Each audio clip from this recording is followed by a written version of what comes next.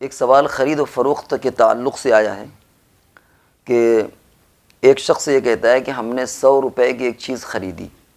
ہم نام فرض کر رہے ہیں، مثال کے طور پر زید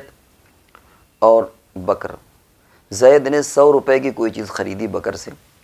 اور اس پر قبضہ نہیں لیا، یہ کہا کہ تم یہ سامان اپنے پاس رکھے رہو اور جب ہمارے سمجھ میں آئے گا ہم اس سامان کو اٹھا لیں گے۔ اب مان لیجئے کہ وہ 1 مہینے کے بعد وہ سامان 120 روپے کا ہو جاتا ہے، تو اب زید یہ کہتا ہے کہ ایسا کرو کہ وہ 20 روپے جو بڑھے ہیں یہ ہم کو اضافی رقم دے دیجئے، سامان اپنے پاس رکھو۔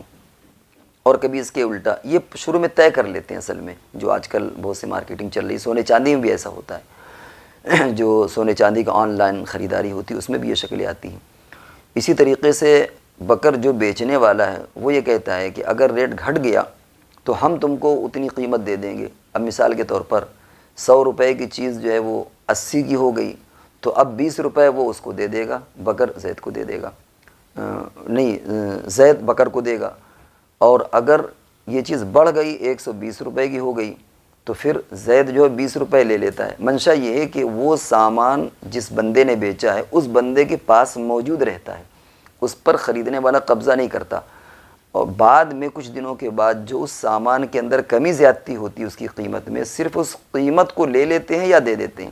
اگر قیمت بڑھ گئی تو خریدنے والا وہ بڑھی ہوئی قیمت لے لیتا ہے، اور قیمت گھٹ گئی تو وہ جو خریدار تھا وہ گھٹی ہوئی قیمت کو اس کو دے دیتا ہے، تو وہ سامان بیچنے والے کے پاس ایز اٹ از باقی رہتا ہے۔ اس صورت کے بارے میں اچھی طرح ذہن میں رکھنا چاہیے یہ کہ یہ سٹا اور جوا ہے، یہ خریداری یہ شروع میں طے ہو جاتا ہے، یہ بعین ہی سٹا اور جوا ہے، قمار ہے، اس سے بچنا چاہیے۔ یہ جو ہمارے معاشرے میں اس طرح کی چیزیں، یہ سٹے اور جوا بازی ہے، لہذا اس طرح کی بے شرعاً حرام ہوگی، اس سے بچا جائے۔